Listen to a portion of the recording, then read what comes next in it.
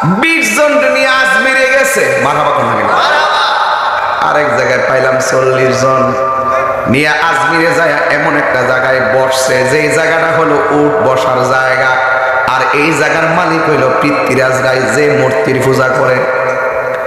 রাখালগুলা পৃথ্বীরাজ রায়ের কাছে যায়, কয় এই দেশের মধ্যে কে যেন একটা কাফেলা লয়ে আছে, একটা দরবেশ আমাদের উট বসার জায়গায় বসছে। ওই পৃথ্বীরাজ রায় বলতেছে এই লোকটারে এখান থেকে তুইলা দাও। খাজা গরিবে নওয়াজ যায়, দরবেশ এখানে বসা যাবে না, আপনারা এখান থেকে চইলা যান। কয় কেন? এটা হলো উট বসার জায়গা। খাজা গরিবে নওয়াজ বলে ঠিক আছে আমরা চলে যাইতেছি, তবে একটা কথা কইয়া যাই, উট বসবো কিন্তু আর দাঁড়াইতো না। এটা কি গায়ের জোরের কথা না, বেলায়েতের জোরের কথা?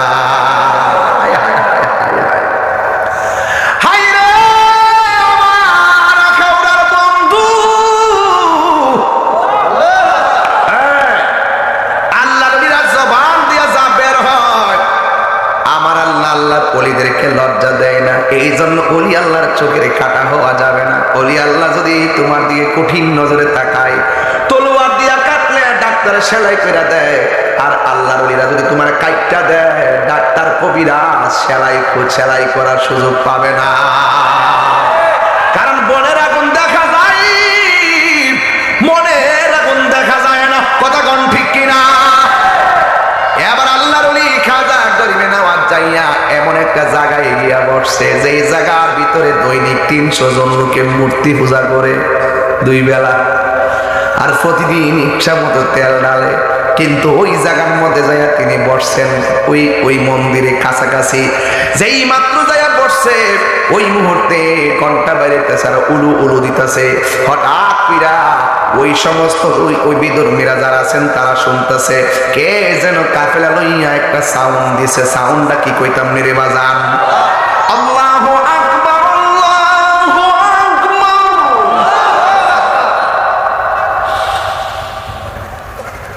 আল্লাহু আকবার।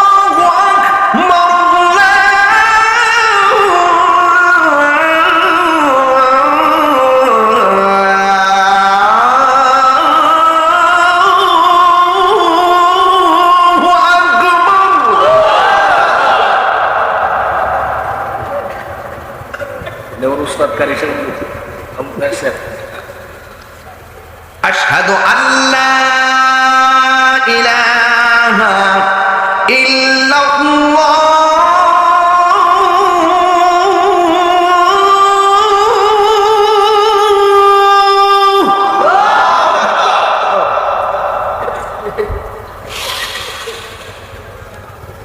আশহাদু আল্লা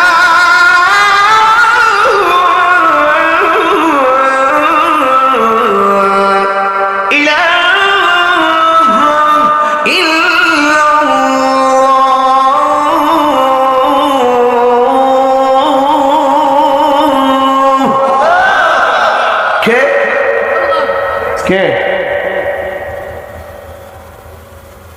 কে খুঁজে দেখ, কে খুঁজে দেখ। ওরা যাইয়া দেখতেছে উট বসার জায়গায় যাকে তাড়াইয়া দেওয়া হয়েছিল এই লোকটাই ওয়াজ কেমনে করণ লাগে দেখছিনি বাবা? এটা তো আমার কে না, তুই হ্যাঁ কে? আরে আমি কই আজমির কথা হে জ্ঞান কি অবস্থা? হায় হায়, কে মানে হলো যাকে উট বসার জায়গা থেকে তাড়াই দিয়েছিল সেই দরবেশ কাফেলা নিয়া, যেখানে ওরা উলু উলু দিচ্ছে আর আপনার বলছে, ওই জায়গার ভিতরে খাজা গরিবে নওয়াজ ইমানি আওয়াজ, শ্রেষ্ঠ ধ্বনি, শ্রেষ্ঠ dialogue, Allah is our almighty and our creator, he is the first, last, open and secret, he is forgiving and loving, তার স্লোগান দিয়ে পুরো পৃথিবীকে আলোকিত করে দিয়েছেন।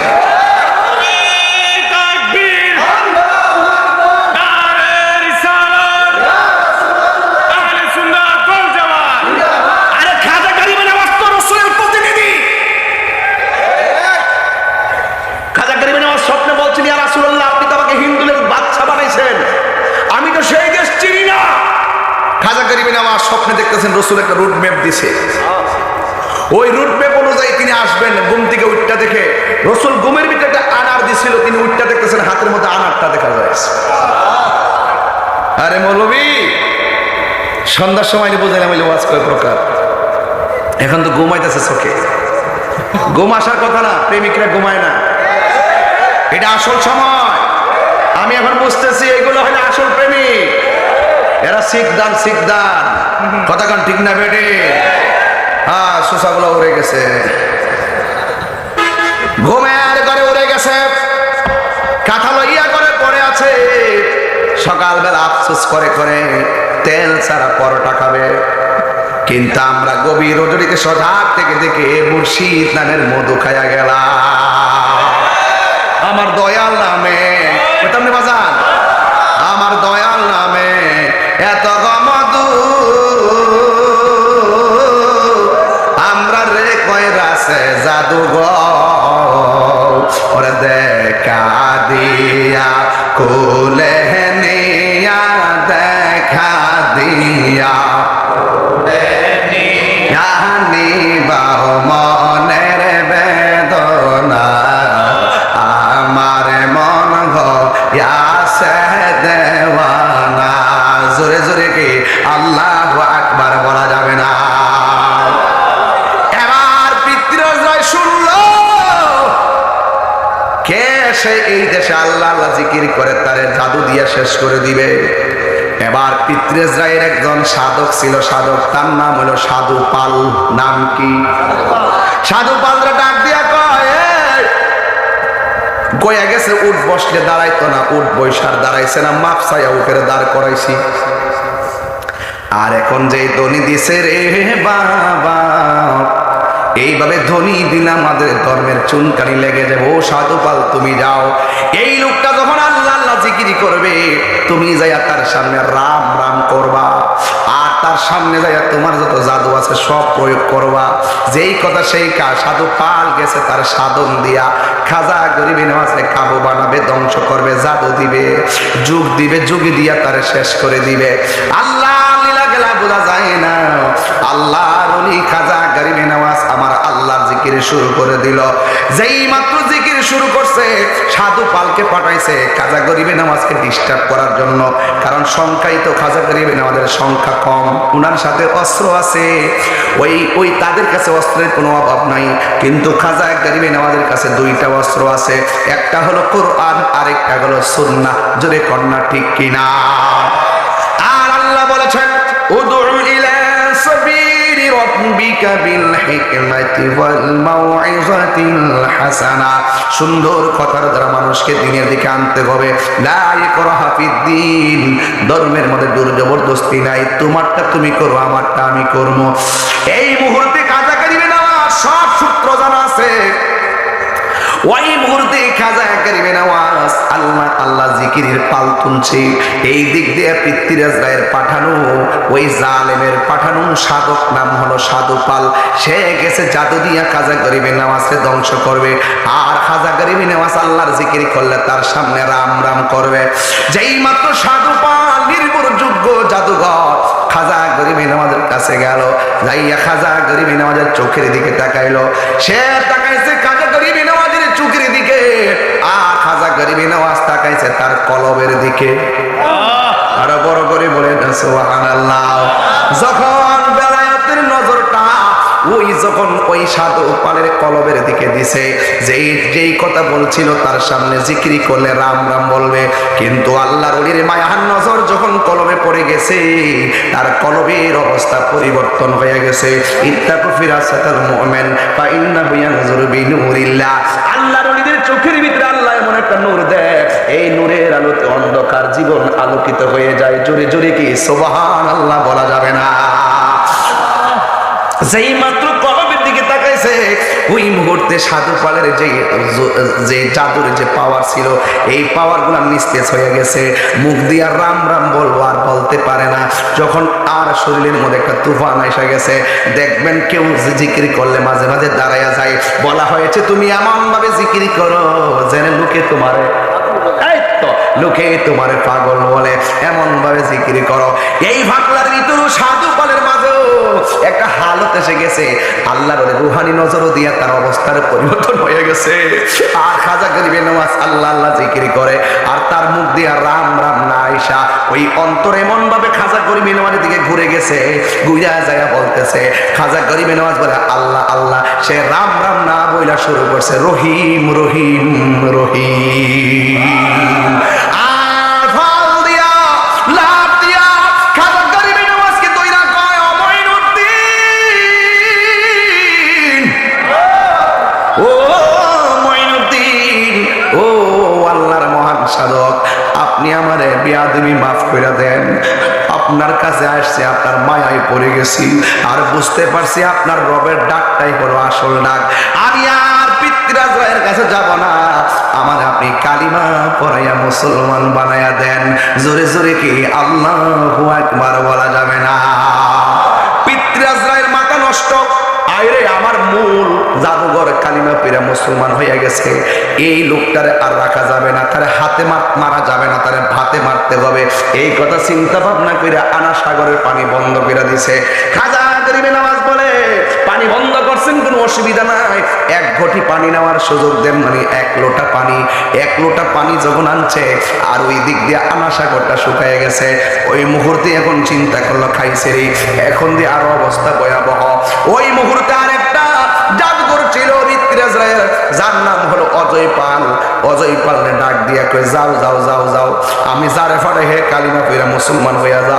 আর এই দিক দিয়ে পানি সব শুকাইয়া বালাইছে, তোমার যত জাদু আছে সব দিয়া মঈনুদ্দিনকে ধ্বংস কইরা দাও। আপনারা জবান খুলে বলেন রক্ষা করার মালিক কে? আমি এমন ভাবে বলতেছি যেন ছোট্ট পোলা পান্ড ইতিহাসটা জানে। এরা মঈনুদ্দিন চিশতি রহমাতুল্লাহের ইতিহাস জানতে হবে। তিনি হলো আল্লাহর ওলি, আতায়ে রাসূল বান্দে নামাজ আজমির হতে এলো আজ, গরিবের বন্ধু গরিব নেওয়াজ। জোরে জোরে কে সুবহানাল্লাহ বলা যাবে না?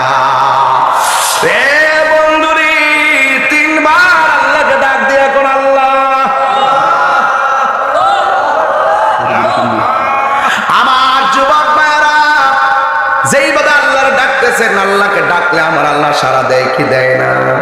এই জন্য যুবক ভাইয়ের আমার পায়ে হাত দিয়া বলি, অজয় পাল বড় পাওয়ারফুল লোক। এবার যখন অজয় পাল আসতেছে, খাজা গরিবে নওয়াজের বেলায়তের কান আছে না নাই? তিনি টের পাইয়া হাতের মধ্যে লাঠি নিয়ে এমন একটা গোল আকার ধারণ করলেন, বৃত্ত আঁকলেন। বৃত্ত আঁককে বলতেছেন তোমরা এটার ভিতরে থাকবা। তার সঙ্গে যারা আছিল, যারা যারা ও সফর সঙ্গে ছিল, এদেরকে ওই বৃত্তের ভিতরে ঢুকাইয়া বলছে যত কিছু হোক না কেন আমার অনুমতি ছাড়া এই বৃত্তের বাইরে যাবা না। এই 20-40 জন এটার ভিতরে ঢুকাইছে। ঢুকানোর পরে অজয় পাল আসছে, পাহাড় থেকে আইসা জাদু দেয়, কাম হয় না। আগুন পাটায় কাম হয় না, সাপ পাটায় কাজ হয় না। সাপ পাওয়ার নিহাত ফুট করে যায়, কিন্তু দাগের কাছে গেলে তার জাদু সব শেষ হয়ে যায়। এটা কি গায়ের জোর না বেলায়াতের জোর? যুবক, ইন দি মিন টাইমে আপনার আল্লাহ, আমার আল্লাহর বন্ধু হযরতে খাজা গরিবে নওয়াজ মঈনুদ্দিন চিশতি রহমাতুল্লাহ আলাইহি এমন ভাবে বৃত্ত আঁকলেন, কাছে আসলে পাওয়ার শেষ হয়ে যায়।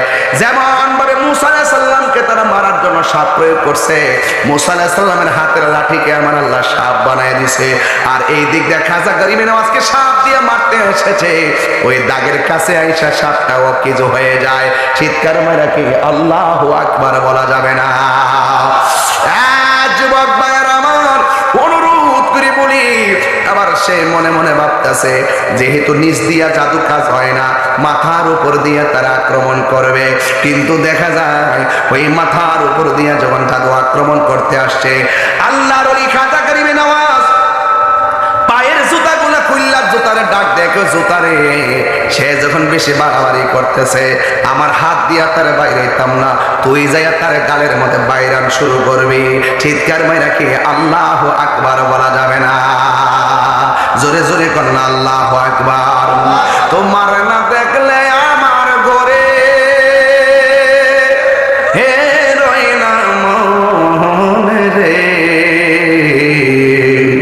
তুই আমার জীবন রে মুর্শিদ, তুই আমার, একটু সাউন্ড বাড়াই লো, তুই আমার জীবন রে মুর্শিদ, তুই আমার আর জীবন, তোমার আমার ভালোবাসা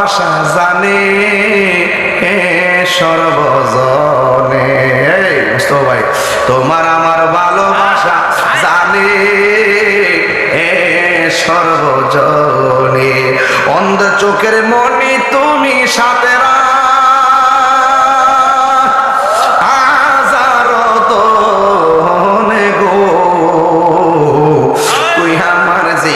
বনরে মুর্শিদ তুই আমার জীবন, তোমারে না দেখলে আমার ঘরে হে রই না মনে গো, তুই আমার জীবন রে মুর্শিদ তুই আমার জীবন। কইতাম না একটু, নগরে বন্দরে গুরি পাইতে এ দর্শন, এটা গিরি সদাই মাঝে নয় হনেরি জনে গো, তুই আমার জীবন রে মুর্শিদ তুই আমার জীবন, তোমারে না দেখলে আমার গোরে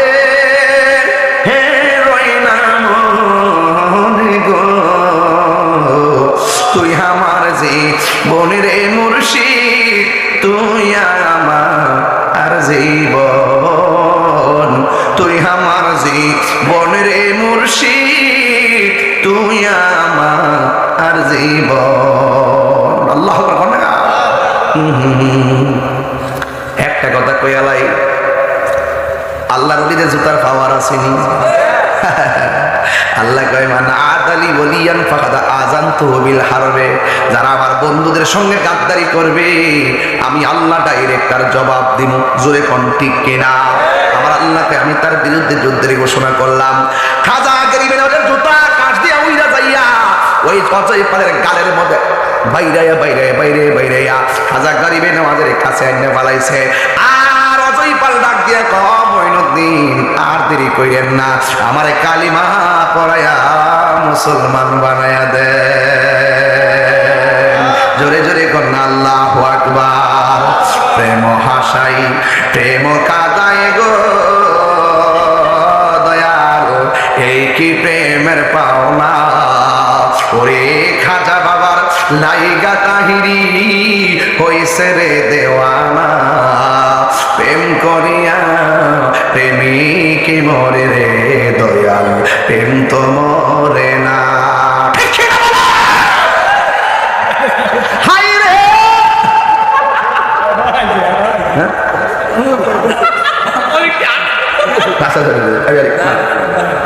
হাই রে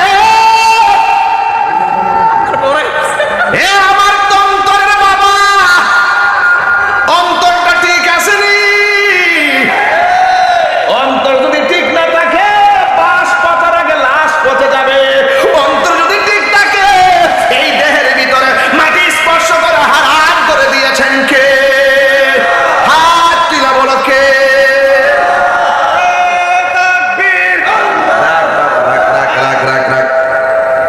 আর বাজাইস না বাসি মারহাবা জোরে গন।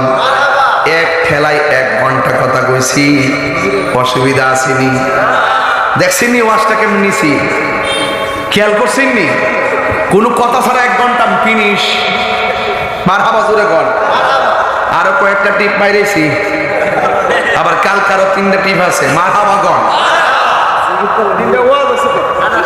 আও ও 3টা ওয়াজ, আচ্ছা আওয়াজ তো হলতি করে, আবার ডাব্লিউ আছে না ওয়াজি, আর কত কমু এর ওয়াজ তো ওয়াজ হয়, অন ওয়াজ কইও তো পারি না। কথা কোন ঠিক কি না?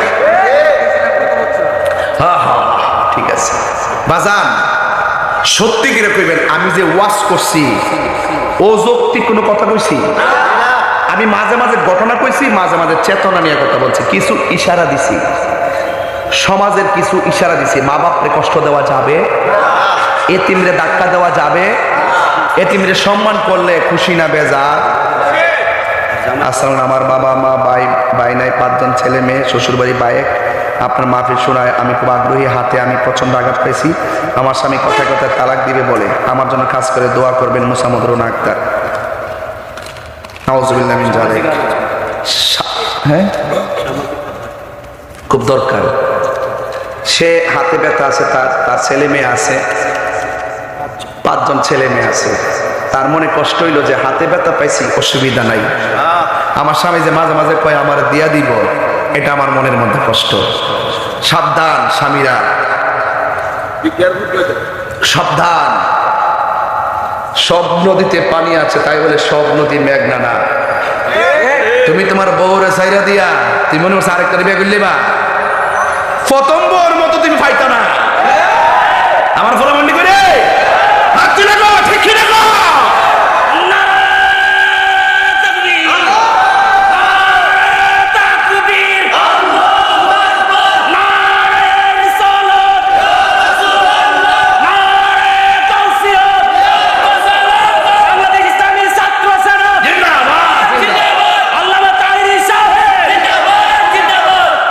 বাইরে।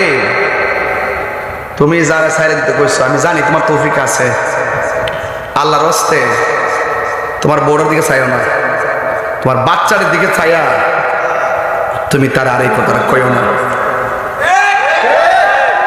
আল্লাহর হস্তে, আল্লাহর হস্তে বউডারে কিছু কইও না, মাফ করে দাও।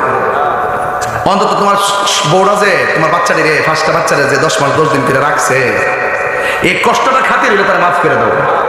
কথা ঠিক না বেটি? হালাল কাজের মধ্যে সবচাইতে নিকৃষ্ট হালাল হইল স্ত্রীকে তালাক দেওয়া। কথা কোন ঠিক কিনা? হ্যাঁ একদম। ও আয়সা করছে মাশাআল্লাহ, আমাদের ফরিদ সাহেব আয়সা করছে আলহামদুলিল্লাহ। আমি অপেক্ষা করছিলাম, আমিও অনেক দূরে যাইতে। আচ্ছা ওই শোনেন, বলেন আমাদের ফরিদ সাহেব আসছে, বহুত কষ্ট করে আইসে অনেক দূর থেকে আমাদের এলাকা।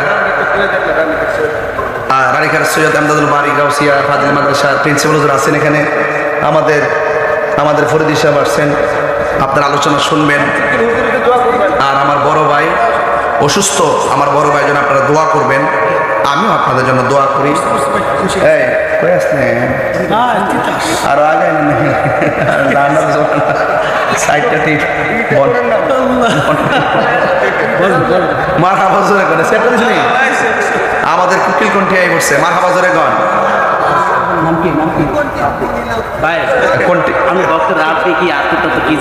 আমার বক্ত রাব্বি কি বিদেশ থেকে আনছে,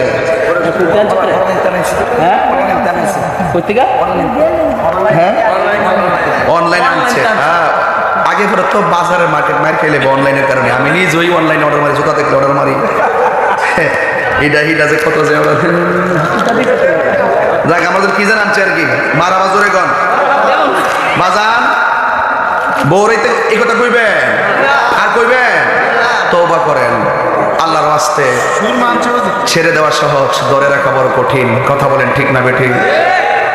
স্বামী যদি মারা যায়, স্ত্রী যদি বলে আমার স্বামীটা বড় ভালো ছিল, এই প্যাকেটটা দেখালাম ভিতরে কি আছে, বাড়িতে নিয়ে বাড়ি ও লিখে দিয়ে খুলবো, যেটা মন চাই আছে বাদ দে। এই আমার এই প্যাকেটটা আমার গাড়িতে দিয়ে দেবো, তুমি মেরে দিও না, দাও। এখানে একটা বই আছে, অনেক গজল আছে, গজলগুলো নিয়ে যাবেন। মুর্শিদ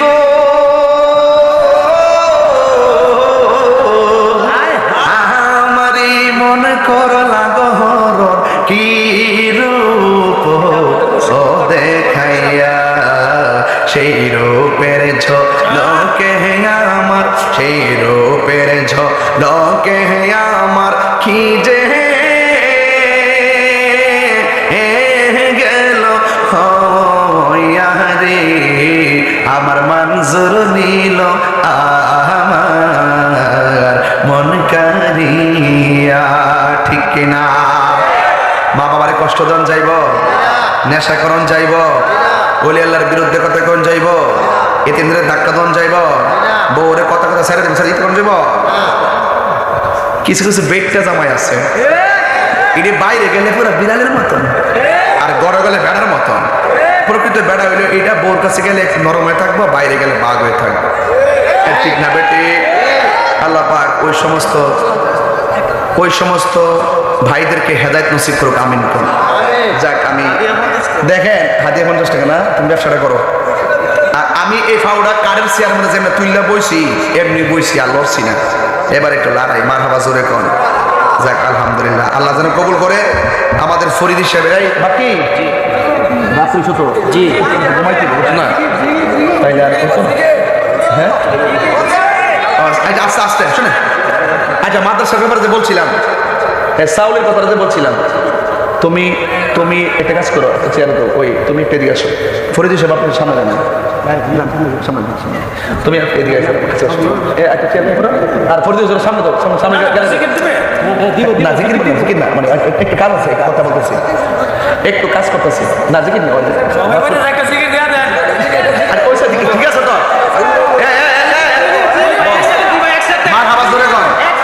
আপনি বসেন, আপনি হুজুরের চেয়ার দেন, হুজুরের চেয়ার দেন, চেয়ার দিয়ে বসেন, হুজুরে বসে, হুজুর বসেন, হুজুরের সাথে ফরিদ সাহেব বসুন। এখন ঠিক আছে, এখন একটা দেখা যায় সকলে করে আলহামদুলিল্লাহ। মা বাবার মনে কষ্ট দিবেন, হারাম খাইবেন, এরপরে বাবাই আবার ট্যাবলেট খাইবেন, আল্লাহ যেন হেদায়েত করেন, আমিন কোন। আচ্ছা এখন একটা কথা কই, এই মাদ্রাসার মধ্যে বছর না কয় বস্তা চাউল লাগে? 100 বস্তা। প্রতি বস্তার দাম কত? 3000 টাকা। ধরেন না 3000 এক নম্বর চাল আর কি, তাহলে কয় লাখ টাকা হয়? 3 লাখ টাকা। 3 লাখ টাকা রাতে 3টার সময় তুলন যেত, এটা 8টা 9টা হইলে তুলে নিতাম। এখন অত যুদ্ধের গড়ি উঠে আর কি, যুদ্ধের উঠে আর কি, একটু ইশারা দেওয়া যায়। একটা লোক বলেন, হুজুর আমি এই মাদ্রাসার জন্য বেশি না 2 বস্তা চাল দিন, প্রথম চাল আপনি দেন, বিসমিল্লাহ, হাত তুলেন, একটা লোক দেন 6000 টাকা, এটা ব্যাপার না, দেন প্রথম চাল আপনি থেকে নেই। ও তুমি নাম ফয়সাল না? আচ্ছা আমার মুরিদ তাহিরি জিহুদ কামে লাগেনি? আচ্ছা এটা লাগবো, সব সময় প্রমাণ পাইবেন।